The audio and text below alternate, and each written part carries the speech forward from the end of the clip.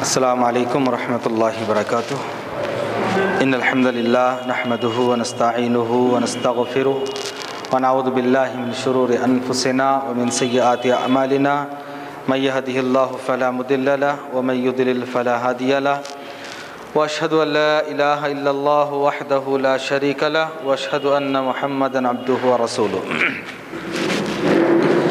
اصول حدیث کی گزشتہ کلاس تک ہم لوگوں نے یہ معلوم کیا کہ حدیث مقبول کون سی ہے، قابل قبول حدیث کیا کیا ہے۔ تو بات شروع ہوئی تھی حدیث کی قسموں سے۔ حدیث بنیادی طور پر اس کی دو قسمیں بنتی ہیں۔ ایک ہے راویوں کی تعداد کے اعتبار سے، اس میں دو قسمیں ہیں، ایک ہے متواتر، دوسرا ہے آحاد۔ حدیث کی دوسری قسم ہے سند کی نسبت کے اعتبار سے، سند کہاں تک پہنچتی ہے۔ اس میں بھی چار قسمیں بنتی ہے۔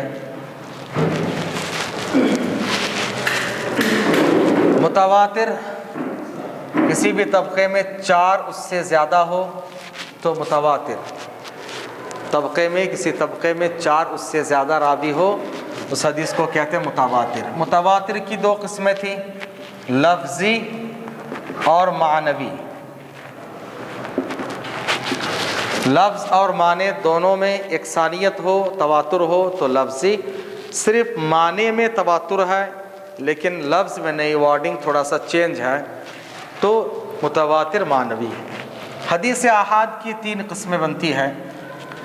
نمبر ایک، کسی طبقے میں تین ہو تو اس کو کہا جاتا ہے مشہور، کسی طبقے میں دو ہو اس کو کہا جاتا ہے عزیز، کسی طبقے میں ایک ہو اس کو کہا جاتا ہے غریب۔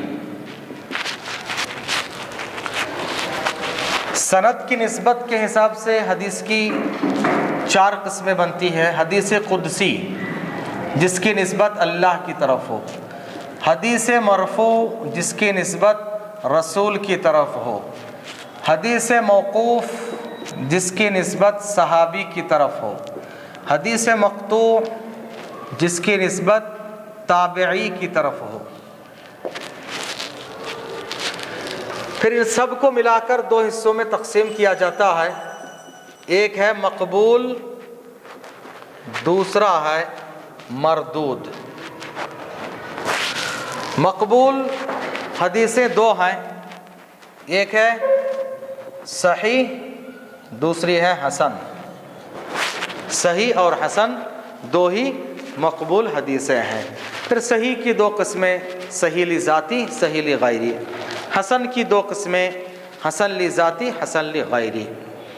صحیح لذاتی ہی کے اندر 5 باتیں ہوتی ہے، جیسے کہ ہم لوگ اب تک یہ سب پڑھ چکے ہیں۔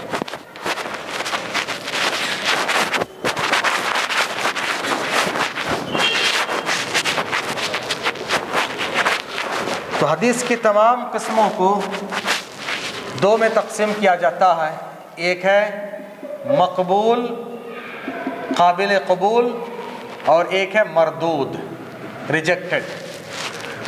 مقبول دو ہے، صحیح اور حسن۔ صحیح کی دو قسمیں ہیں، صحیح لذاتی ہی، صحیح لغیری ہی۔ حسن کی دو قسمیں ہیں، حسن لذاتی ہی، حسن لغیری ہی۔ صحیح لذاتی کے اندر 5 باتیں ہوتی ہیں۔ نمبر 1، متصل السند، سند ایک دوسرے سے جڑی ہوئی ہو۔ نمبر 2، عادل راوی، نمبر 3، تام الضبط، راوی اسٹرانگ میموری والا ہو. عادل کا مطلب متقی پرہیزگار ہو، جھوٹ نہ بولنے والا ہو اور اپنے مروت کا خیال رکھنے والا ہو، یعنی دیندار، ایک معنی میں دیندار. تام الضبط بہت اسٹرانگ میموری والا ہو، اچھی طرح سے یاد رکھنے والا ہو، یادداشت مضبوط ہو. اگر دماغ سے، دل و دماغ سے روایت کرتا ہے تو بائی ہارٹ ہو، اور کتاب سے روایت کرتا ہے تو کتاب ان کے پاس محفوظ ہو. کیونکہ ضبط کی، کسی چیز کو محفوظ کرنے کی دو قسمیں ہیں: ضبط الصدر، سینے میں محفوظ کرنا، ضبط الکتاب، لکھ کر محفوظ رکھنا. چوتھی چیز معلل نہ ہو، اس حدیث کے اندر کوئی چھپا ہوا عیب نہ ہو، پوشیدہ عیب نہ ہو، علت نہ ہو. پانچویں چیز شاذ نہ ہو، شاذ نہ ہو. تو تین چیزیں ہونا چاہیے پازیٹیو اور دو چیزیں نیگیٹو نہیں ہونا چاہیے. صحیح حدیث کے لیے یہ پانچ چیزیں اچھی طرح سے یاد رکھنا: متصل السند ہو، عادل راوی ہو، تام الضبط ہو، یہ تین چیزیں ہونا ہے. معلل نہ ہو، شاذ نہ ہو، نہیں ہونا. شاذ کا مطلب کوئی ایک ثقہ راوی اپنے سے زیادہ ثقہ کی مخالفت کر دیں، اپنے سے زیادہ اچھے راوی کی مخالفت کر دیں. مثال اس سے پہلے گزر چکی ہے، یہ سب پڑھ چکے ہم لوگ. یہ پانچ شروط جس حدیث میں پائی جائے وہ حدیث صحیح لذاتی ہی، بذات خود صحیح ہے. تو صحیح حدیث ہونے کے لیے یہ پانچ چیزیں ہونی چاہیے. اور اگر صرف تیسری کنڈیشن تام الضبط، میموری اسٹرانگ نہیں ہے، تھوڑا کمزور ہے، خفیف الضبط ہے، خفیف الضبط، میموری تھوڑی کمزور ہے، باقی سب ٹھیک ہے، تو حدیث کیا ہو جائے گی؟ نہیں، حسن لذاتی ہی. تھوڑی کمزوری میموری میں ہے تو حسن لذاتی ہی. اگر یہی ایک سے زائد سند سے ہو، چین زیادہ ہو، تعدد طرق ہو، ہاں خفیف الضبط ہے لیکن ایک سے زیادہ سند ہے تو صحیح غیری ہی، تعدد طرق،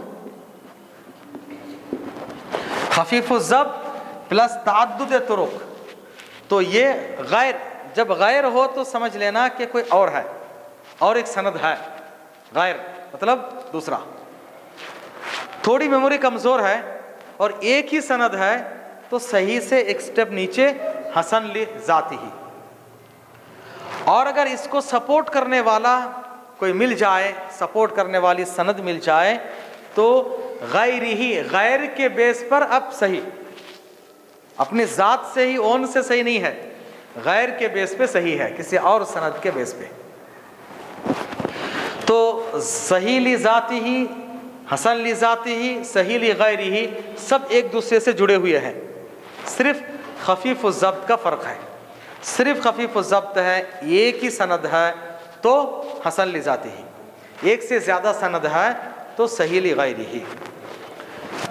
حسن لغیری ہی ٹوٹلی الگ، جس کے اندر ضعف خفیف ہو.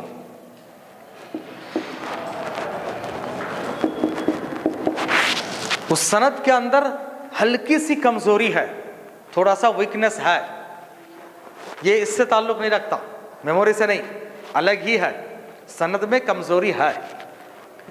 لیکن یہ سند کی کمزوری تعدد طرق، ایک سے زیادہ سند کی بنیاد پر اس کو حسن لغیری ہی، کسی اور کے بیس پر حسن ہے، کسی اور کے بیس پر حسن ہے. ضعف خفیف، ہلکی سی کمزوری ہے، ہلکی سی کمزوری اگر ایک ہی سند ہے تو حدیث کمزوری ہے.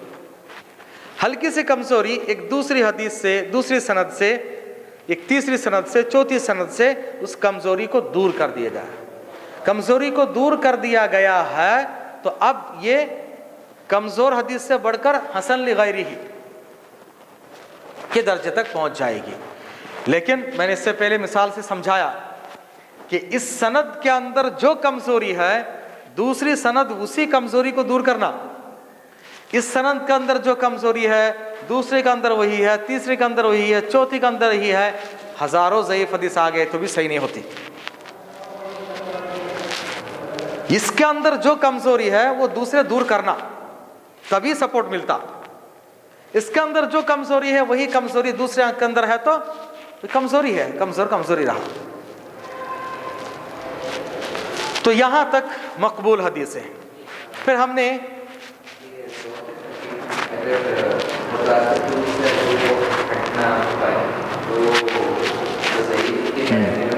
ہاں ضعیف ہے.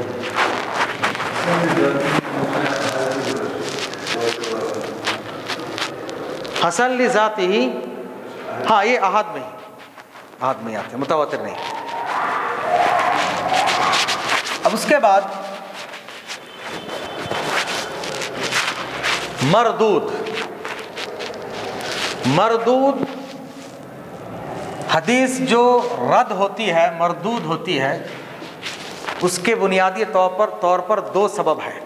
حدیث کو ریجیکٹ کرنے کے, مردود یعنی ریجیکٹ کے دو سبب ہیں. ایک ہے سند میں انقطاع, یعنی کٹ آف, سند کٹ ہو گئے بیچ میں سے, یا کوئی راوی بیچ میں سے گر گیا, کون ہے معلوم نہیں ہو رہا. سقوط, سند میں انقطاع یا اس کو سقوط بھی بولتے ہیں, ساقط سے سقوط, گر جانا. بیچ میں ایک راوی کون ہے معلوم نہیں ہو رہا ہے, ایک دوسرے سے جڑے ہوئے نہیں ہے چین. سقوط کی دو قسمیں ہیں. سقوط جلی, ایک دم کلین سے ہیں, واضح ہیں, جلی صاف طریقے سے معلوم ہو رہا ہے بیچ میں سند کٹ ہو گئی ہے. دوسرا ہے سقوط خفی, جلی سے صاف طریقے سے معلوم ہو جاتا, خفی میں کلیئر کٹ معلوم نہیں ہوتا, کلیئرٹی نہیں ہوتی ہے, تھوڑا سا اندر جانا پڑتا ہے. سقوط جلی کی بنیاد پر تقریباً 4 قسمیں بنتی ہے. سقوط جلی اگر سٹارٹنگ میں سقوط آ جائے تو ابتدائی سند میں, یا پوری سند نہیں ہے تو معلق. سٹارٹنگ کی سند نہیں ہے یا پوری سند نہیں ہے تو معلق. صاف معلوم ہو جاتا بھائی یہ نہیں ہے شروع کا, یا پوری سند ہی نہیں ہے. دوسری ہے مرسل, لاسٹ کے سند نہ ہو, تابعی صحابی کو چھوڑ کے ڈائریکٹ نبی سے روایت کر دے تو لاسٹ کے سند نہ ہو, مرسل. تیسری ہے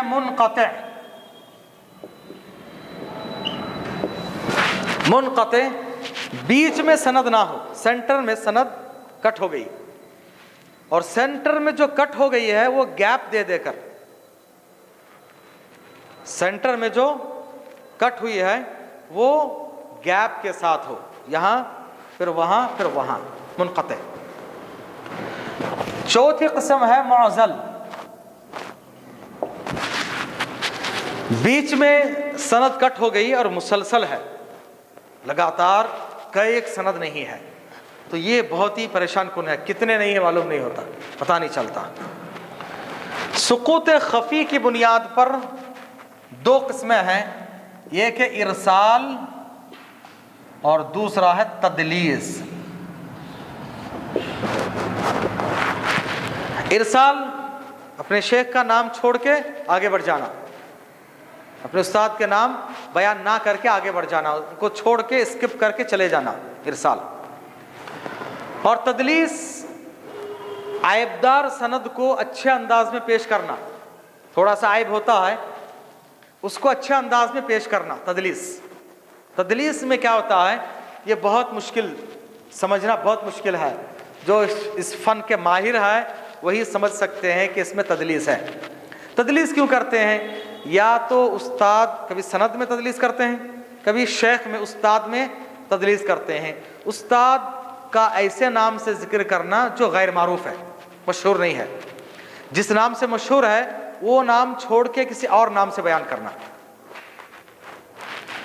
और सनद में क्या है, किसी से मुलाकात हुई होती है लेकिन ये हदीस उनसे नहीं सुने, मुलाकात तो है लेकिन जो हदीस बयान कर रहे हैं ये हदीस सुने नहीं, या तो पढ़े नहीं, पढ़ाए नहीं, या उनको इजाज़ा परमिशन मिल के नहीं है कि उनकी तरफ से तुम रिवायत कर सकते हो। इस तरीके से ये तदलीस, जिसके माने हैं छुपाना, धोखा देना। अगर तदलीस और इरसाल में किससे तदलीस किए, किसको बीच में छोड़ दिए, साफ तरीके से मालूम हो जाए और वो रावी सिका हो तो ही काबिल कबूल होता है, और ना रिजेक्टेड। यहाँ तक हम लोग गुज़िश्ता क्लास में पढ़ चुके हैं। अब तक जितने रिवाइज किया हमें पूरे पढ़ चुके थे। आज के लिए नया लेसन, हदीस रिजेक्ट होने के लिए दूसरा सबब रावी में आयब। रावी के अंदर आयब हो। ये जो है रावी के अंदर आयब नहीं, ये बीच में किसी को स्किप कर दिए, किसी को रिमूव कर दिए, किसी को छोड़ दिए, किसी का नाम मारूफ नहीं है उस नाम से बयान कर दिए, ऐसा होता है। सुकूत में, इनक़ता और सुकूत में कटअप हो जाता है। इसमें क्या है, आयब है, रावी के अंदर आयब है।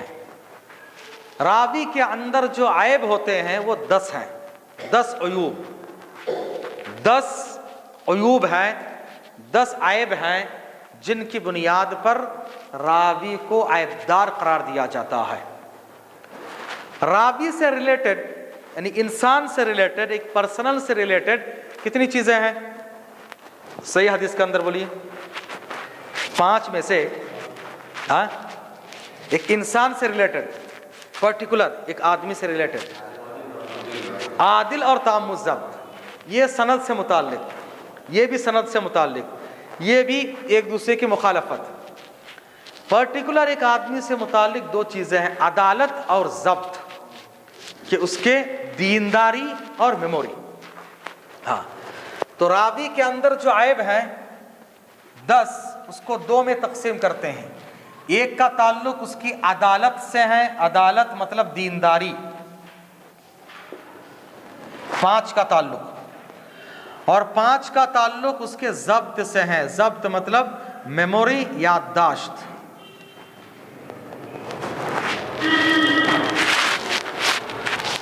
रावी के अंदर जो 10 आयब हैं, 10 में से 5 का ताल्लुक उसकी दीनदारी से है और 5 का ताल्लुक उसके मेमोरी से है।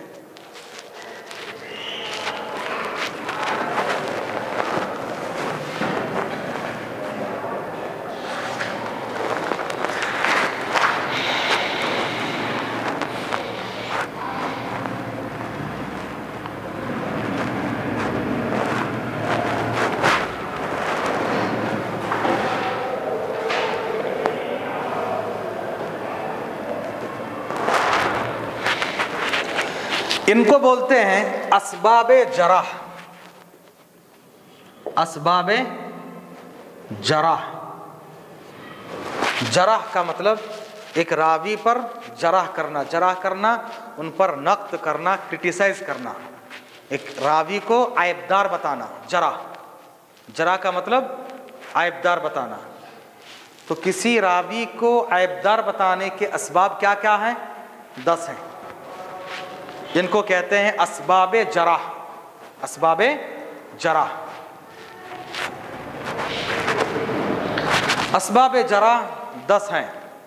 5 का ताल्लुक दीनदारी से है, अदालत से है, और 5 का ताल्लुक ज़ब्त से है, जो यहाँ पर है कि आदिल रावी हो, तामुज़ ज़ब्त हो। अगर अदालत में कुछ ना कुछ प्रॉब्लम आयब कब आएगा? जब इन 5 असबाब में से, रीजंस में से कोई एक या उससे ज़्यादा 5 के 5 पाए जाए। ज़ब्त में आयब कब आएगा?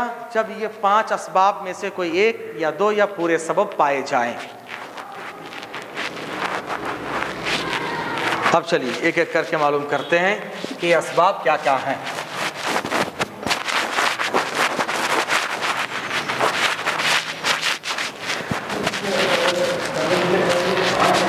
ये 8 नहीं 10 है।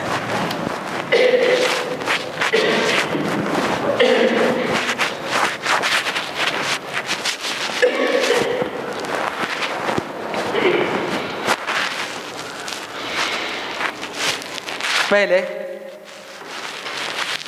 ایسے لکھیے اسباب جرح،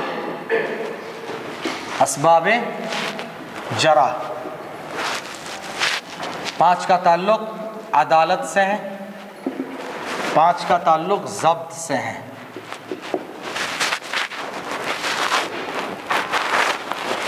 یہ 5 کیا کیا ہے معلوم کر لیں گے۔ 1 2 3 4 5۔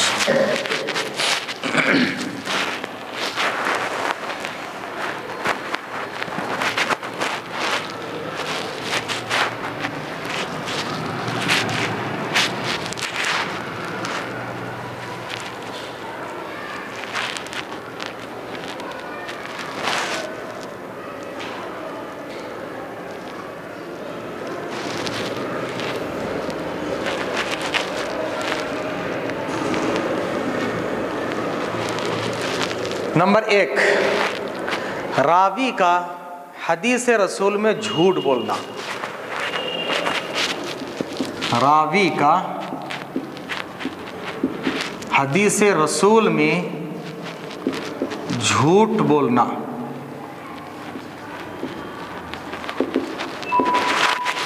راوی کا حدیث رسول میں جھوٹ بولنا، نبی کے حدیث بیان کرتے ہوئے جھوٹ بولنا، حدیث میں جھوٹ بولتے ہوئے پکڑا جانا، یہ سب سے خطرناک ہے۔ اسباب جرح میں سب سے ٹاپ میں ہے یہ کسی کے اندر اگر پایا جائے پوری طرح سے ختم۔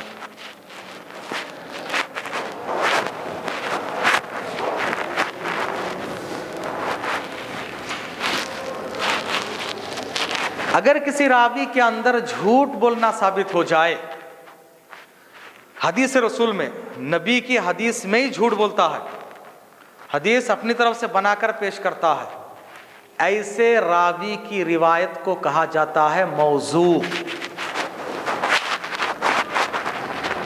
آپ بار بار سنے ہیں موضوع حدیث، موضوع فیبریکیٹڈ، موضوع یہ ایک دم خراب ہے، سب سے ورسٹ قسم ہے کہ حدیث رسول میں کوئی جھوٹ بول دے، حدیث ہی نہیں ہے، جھوٹ بول کے اپنی طرف سے پیش کر دیا، ایسے حدیث کو کہتے ہیں موضوع، کہ راوی کے اندر حدیث رسول میں جھوٹ بولنا ثابت ہو جائے، تو ایسے آدمی کی روایت کو موضوع، تو موضوع مطلب ایک دم جھوٹی روایت۔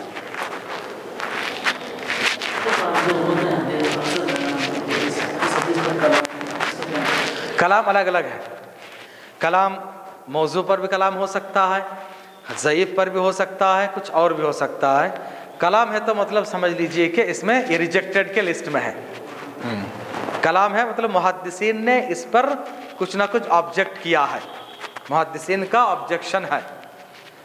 حدیث کی اصطلاح میں جب کلام کہا جائے تو مطلب آبجیکشن ہے، اس حدیث میں کچھ نہ کچھ ہے، کوشچن مارک ہے۔ دوسرے نمبر پہ جھوٹ کا الزام لگنا، جھوٹ کا الزام لگنا۔ حدیث رسول میں جھوٹ نہیں، عام بول چال میں جھوٹ بولتا ہے، یا پوری طرح سے جھوٹ بولنا حدیث رسول میں ثابت تو نہیں ہوا، لیکن جھوٹ بولنے کا الزام لگ چکا ہے، اس پر جھوٹ بولنے کا الزام لگ چکا ہے، شبہ ہے کہ یہ آدمی حدیث رسول میں جھوٹ بول سکتا ہے۔ دوسرے معاملے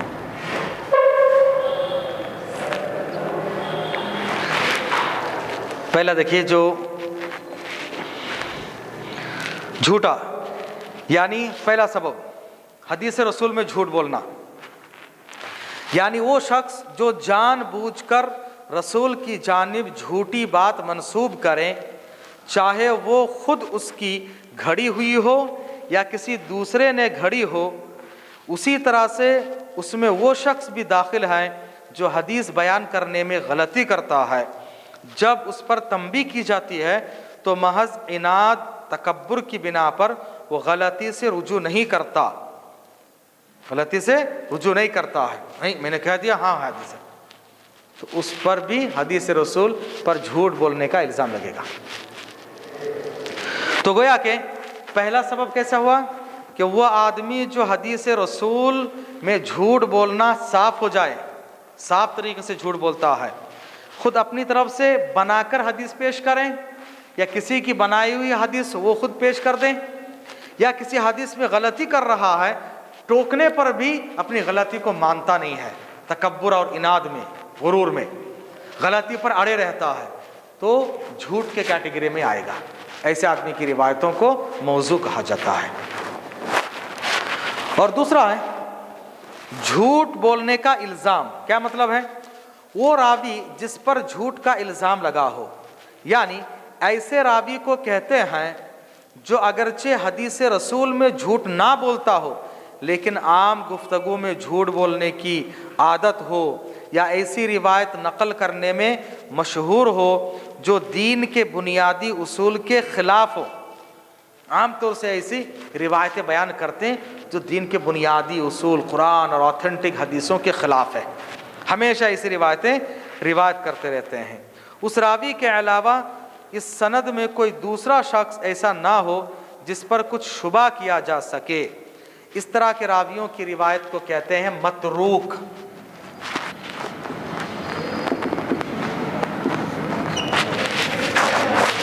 متروک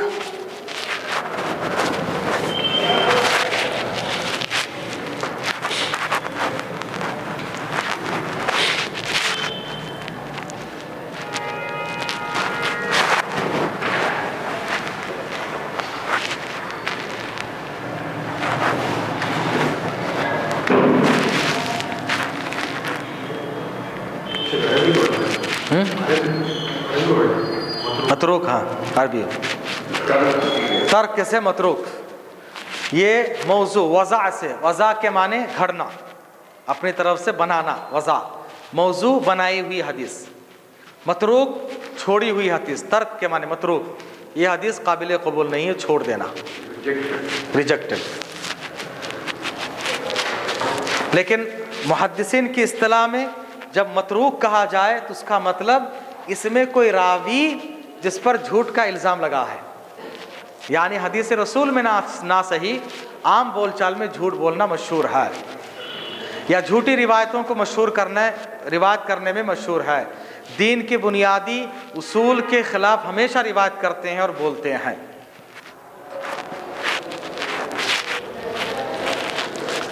ان دونوں کو اچھی طرح سمجھیں گے۔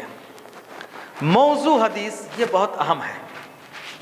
موضوع تو اسباب جرح میں 10 میں سے آج ہم لوگ صرف 2 ہی پڑھے ہیں، باقی آگے پڑھیں گے کیونکہ یہ بہت اہم ہے، تھوڑا تھوڑا کر کے سمجھیے۔ پہلا سبب ہے جھوٹ بولنا، حدیث رسول میں جھوٹ بول دینا، اپنی طرف سے بنا کر پیش کرنا، یا کسی کی بنائی ہوئی حدیث بنا کر وہ دوسرے کی طرف سے نقل کر دینا۔ غلط کیا، حدیث میں بیان کرتے ہوئے غلطی کر گیا، ٹوکنے کے باوجود بھی اس سے رجوع نہ کریں، اسی غلطی پر اڑے رہیں جان بوجھ کر، یہ سب اس میں داخل ہے۔ اس کی بنیاد پر اس کی روایت کو کہا جاتا ہے کہ یہ موضوع ہے، من گھڑت۔ موضوع کا مطلب من گھڑت، اردو میں کہتے ہیں گھڑی ہوئی حدیث یا من گھڑت روایت، فیبریکیٹڈ حدیث اپنی طرف سے بناتے ہیں۔ کیوں؟ حدیث بنانے کے اسباب کیا ہیں، یہ بہت اہم ہے، اس کو بولتے ہیں اسباب وضع۔ اسباب وضع، وضع کے معنی بنانا، حدیث اپنی طرف سے بنانے کے ریزنز کیا کیا ہیں۔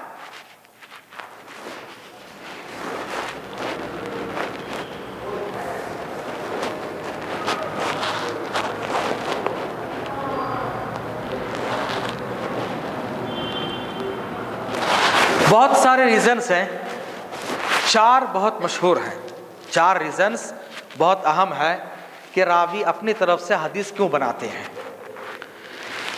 نمبر 1، نیت اچھی ہے، کام غلط ہے۔ جیسے آج عام طریقے سے لوگ بیان کرتے ہیں، فضیلت میں حدیثیں بیان کرتے ہیں کہ کسی چیز کی فضیلت، اتنے زیادہ فضیلت بیان کر کر کے اب ان لوگوں کو اللہ سے جوڑنا چاہتے ہیں۔ قرآن کی فضیلت، دعوت تبلیغ کی فضیلت، اس کی فضیلت، اس کی فضیلت، فضیلت بیان کرتے کرتے کرتے تاکہ لوگ دیندار بن جائیں۔ نیت اچھی ہے لیکن کام غلط ہے۔ ایسے بہت سارے محدثین وفات کے وقت اقرار کیے کہ میں نے قرآن سے لوگوں کو دیکھا کہ دور ہوتے ہوئے، تو میں نے اتنی حدیثیں اپنی طرف سے قرآن کی فضیلت پہ بنا کر پیش کر دیا۔ لوگ تعجب کرتے تھے، ارے بھائی دیکھیے شیطان کس طرح سے گمراہ کرتا ہے۔ میں نے دیکھا کہ لوگ نماز سے دور جا رہے ہیں، میں نے نماز کی فضیلت میں نماز چھوڑنے کے تعلق سے، بڑے بڑے گناہوں کے تعلق سے کچھ حدیثیں بنا دی۔ تو پہلا سبب اللہ تعالیٰ سے قربت چاہنا، اللہ تعالیٰ سے قربت چاہنا پہلا سبب۔ حدیث وضع کرنے کے، حدیث گھڑنے کے اسباب میں سے پہلا سبب لکھیے، اللہ تعالیٰ سے قربت چاہنا،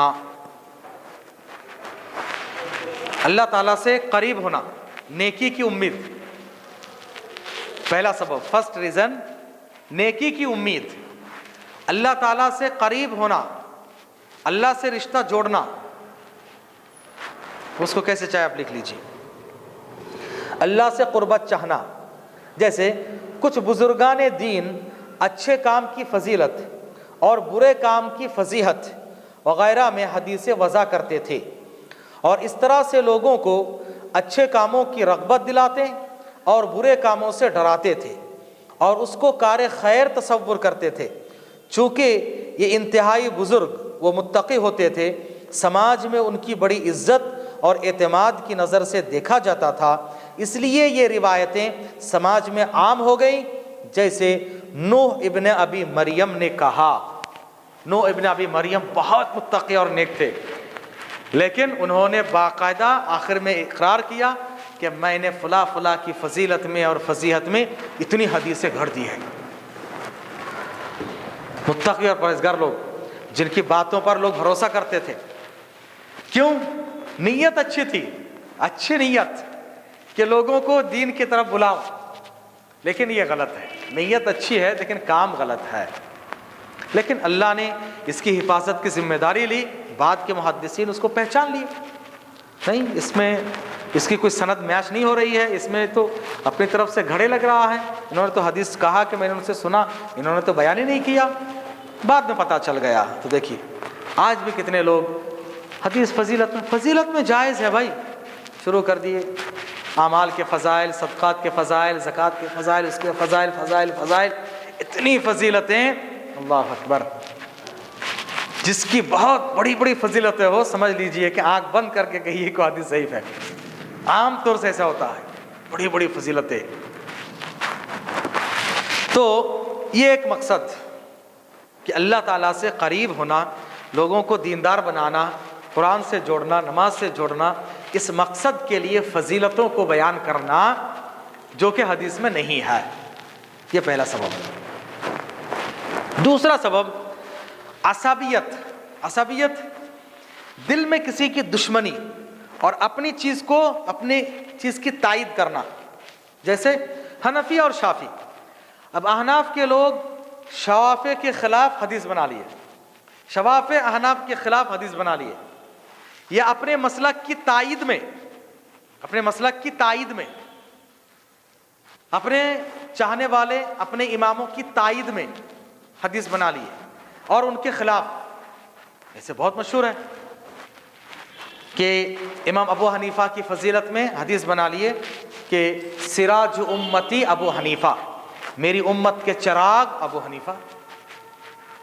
اب ابو حنیفہ کی فضیلت میں حدیث بنا لیے، اور کتنی فضیلتیں آپ کبھی سنیں تو ان لوگوں سے تو پتہ چلے گا، ایسی ایسی فضیلتیں، دنگ رہ جائیں گے آپ۔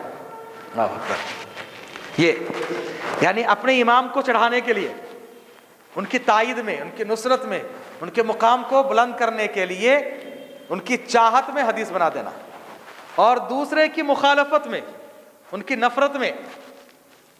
بعض لوگوں نے امام شافعی رحمہ اللہ نعوذ باللہ ان کے خلاف ایسی حدیث گڑھ دیے. کہا کہ میری امت میں، نبی نے فرمایا، نعوذ باللہ نبی نے فرمایا نہیں، کہ میری امت میں ایک ایسے آدمی آئیں گے اضر من ابلیس اسمہ محمد ابن ادریس، جو ابلیس سے خطرناک ہے اور ان کا نام محمد بن ادریس الشافعی ہے.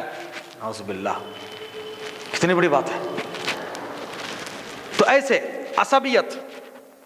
عصبیت کسی کے خلاف میں اور اپنے مسلک کی تائید میں، اپنے مسلک، مذہب اور امام کی تائید میں حدیثیں بنا دینا، اور دوسروں کے خلاف. بہت سارے متعصبین، دینی، قومی، لسانی، علاقائی، اپنے دین، اپنے مسلک، قوم، اپنے قوم پرستی ہے تو اس میں کچھ لوگ بنا دیے حب الوطن من الایمان، وطن سے محبت کرنا ایمان کی علامت ہے. اب ان کو کسی کو وطن بہت پسند ہے، بنا دیا حدیث، یہ بنی ہوئی حدیث ہے، موضوع حدیث ہے، گھڑی ہوئی حدیث. اس طرح سے کسی کو کوئی چیز پسند ہے تو وہ فائدہ حاصل کرنے کے لیے حدیث بنا دیتے. تو قومی، لسانی، کسی کو کوئی لینگویج پسند ہے، اس لینگویج کی فضیلت میں حدیث بنا دیے. ایسا علاقائی، کسی کو کوئی علاقہ پسند ہے، اس علاقے کے بارے میں فضیلت حدیث بنا دیے، فلاں علاقے کی یہ فضیلت ہے. ایسا ہو جاتا ہے. اس کی بنیاد پر حدیثیں گھڑتے تھے. خاص طور سے شیعان علی، سب سے پہلے حدیث رسول میں جھوٹ بولنے والا، سب سے پہلے حدیث رسول میں جھوٹ بول کر اپنے مسلک کی تائید میں اور دوسروں کے خلاف میں جو حدیث بنایا وہ ہے شیعوں کا بانی پکا یہودی عبداللہ بن سبا. اس کا نام ہے عبداللہ بن سبا.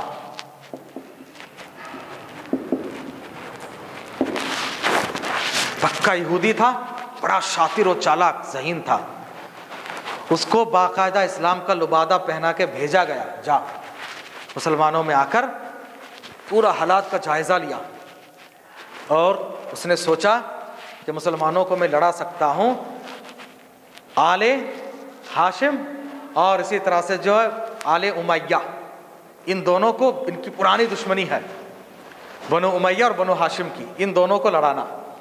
اس نے کیا کیا؟ ہمیشہ بنو ہاشم، نبی چونکہ ان کے خاندان سے ہیں، ان کے شان میں غلو، بہت ان کو آگے بڑھانا، ان کو آگے بڑھانا، ان کی فضیلت میں حدیث آل بیت، آل اس کے، اور بنی امیہ کے خلاف. اسی لیے ان لوگوں نے حضرت معاویہ، حضرت ابو سفیان، حضرت معاویہ اور یزید، ان لوگوں کے خلاف حدیثیں شروع کر دی. اور ہم لوگوں میں سے بھی بہت سارے لوگ، بڑے بڑے جماعت کے بانیین بھی ان کے خلاف بولنا شروع کر دیے. تو بہرحال یہ بہت اہم بات ہے کہ عبداللہ بن سبا نے سب سے پہلے حدیث جو بنائی ہے وہ حضرت علی کی فضیلت میں، حضرت علی کی فضیلت میں اس نے سب سے پہلے حدیث بنائی کہ ہر نبی کا ایک وصی ہوتا ہے جس کو وصیت کر کے جاتے، ہر نبی کے ایک وارث ہوتے ہیں، ولی ہوتے ہیں، دوست ہوتے ہیں، اور آخری نبی کے وصی، ان کے ولی، ان کے وارث، ان کے سب کچھ کون ہے؟ علی ہے. یہ سب سے پہلے حدیث جو عبداللہ بن سبا نے گھڑی ہے حضرت علی کی فضیلت میں. پھر آگے دیکھو حضرت علی کی فضیلت میں علی مولا پہنچاتے اللہ کے مقام تک پہنچا دیے لوگ. سب سے زیادہ حدیثیں ان لوگوں نے، شیعہ لوگوں نے بنائی ہے.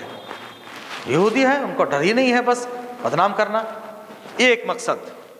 تیسرا مقصد دین کو بدنام کرنا. دین اسلام کو کچھ لوگ بدنام کرنا چاہتے تھے، اسی لیے حدیث بنا کر پیش کر دیے تاکہ دوسروں کی نگاہ میں دین بدنام ہو جائے، دین بدنام ہو جائے. جیسے قوم زنادقہ، بے دین اور زندیق لوگ ہیں، بے دین ہے، ایتھسٹ ہے، کسی دین کو مانتے نہیں ہیں، اسلام کو رسوا کرنے کے لیے اسلام کے خلاف بہت ساری حدیثیں بنا دی، اپنے عقل کے خلاف ایسی ویسی باتیں ان لوگوں نے شروع کر دی. تو دین کو بدنام کرنا تیسرا ریزن. چوتھا ریزن مطلب پرستی. مطلب پرستی، اپنی مطلب حاصل کرنے کے لیے، اپنی مراد حاصل کرنے کے لیے مطلب پرستی. بہت سے لوگوں نے اپنے اپنے مطلب حاصل کرنے کے لیے حدیثیں گھڑی ہیں. مثلا بادشاہوں سے قریب ہونے کے لیے، بادشاہ کے دربار میں ہیں بادشاہ کسی چیز کو پسند کرتے ہیں، اب اس کی پسند میں حدیث بنا دی. اب یہ بہت خراب ریزن ہے، آج تک بھی ایسے ہوتا ہے کہ بڑے بادشاہ کے دربار میں ہیں، وہاں اونچا پوسٹ پانے کے لیے کسی منسٹر کے یہاں پر، کسی M L A M P کے یہاں پر، ان کو کیا ان کی تعریف، کیا عزت، کن کی اوبھگت ہوتی ہے. اللہ اکبر. بہت مشہور ہے کہ عباسی دور میں ایک بادشاہ کو کبوتر سے محبت تھی، کبوتر سے بڑی محبت. تو اس کے دربار میں ایک بزرگ نے حدیث بنا دی، حب الحمامۃ من الایمان، کبوتر سے محبت کرنا ایمان کی علامت ہے. خوش ہو گئے ہو، ارے کیا کہا تم نے، اچھا ایمان کی علامت، یہ لو پرائز، یہ لو، خوب اونچا مقام دے دی. ایسا کتنی چیزیں. تو اپنے مطلب ایک آدمی بیگن کے کاروبار کرتا تھا، بیگن نہیں بک رہا ہے، پریشان ہے، اب شروع کر دیا، قال حدثنا فلاں قال حدثنا فلاں فلاں فلاں کرتے کرتے نبی نے فرمایا الباذنجان لما اکل لہ، بیگن جس نیت سے کھاؤ شفا مل جائے. حدیث بنا دی، مطلب حاصل کرنا. اسے حدیث ہو سکتی ہیں، اب ہے موجود. اب ایک آدمی کدو بیچ رہا تھا، اب اس کو کدو کے بیپاری تھا، کدو کو آگے بڑھانا، اس نے کہہ دیا، حدیث بنا دیا، من اکل الدبا دخل الجنہ، جو کدو کھایا جنت میں چلا گیا. دیکھو ابھی حدیث ہو سکتی ہے. ہنسی آ رہی ہے کہ نبی کی بات پر ہنسی آ سکتی ہے؟ ہرگز نہیں. تو ایک معمولی، اب لوگ کہتے ہیں بھائی حدیث سب حدیث ہوتی ہے، حدیث ضعیف موضوع ہوتی ہے کیا؟ بڑے چکنے چپڑے انداز میں بولتے ہیں، بھائی حدیث سب حدیث ہوتی ہے، حدیث کہیں ضعیف ہوتی ہے کیا؟ اب بتاؤ ایسے حدیثوں کا کیا جواب دو گے؟ پورے مسلک کی بنیاد ضعیف حدیث پر رکھے ہیں، اب جواب نہیں بن پڑ رہا ہے نوجوانوں کے سامنے، ان کو مسلیڈ کر رہے ہیں. نہیں، حدیث سب حدیث ہوتی ہے، حدیث ضعیف نہیں ہوتی ہے. پھر امام بخاری نے کیوں کہا مجھے 2 لاکھ حدیثیں یاد تھی، اس میں سے صرف 6000 کو میں نے جگہ دی، باقی کو کیوں چھوڑ دیا انہوں نے؟ نبی نے خود فرمایا، صحیح مسلم کی حدیث ہے، آخری زمانے میں ایسے ایسے لوگ آئیں گے، ایسے ایسے حدیثیں بنا کر پیش کریں گے جن کو نہ تم نے سنا نہ تمہارے باپ داداؤں نے سنا ہوگا، ایسے لوگوں سے دور رہنا، چوکنا رہنا. نبی نے فرمایا جس نے میری طرف ایک حدیث کو منسوب کیا اس نے جہنم میں اپنا ٹھکانہ بنا لیا. کیوں؟ مطلب ہے ایسے ہو گئے.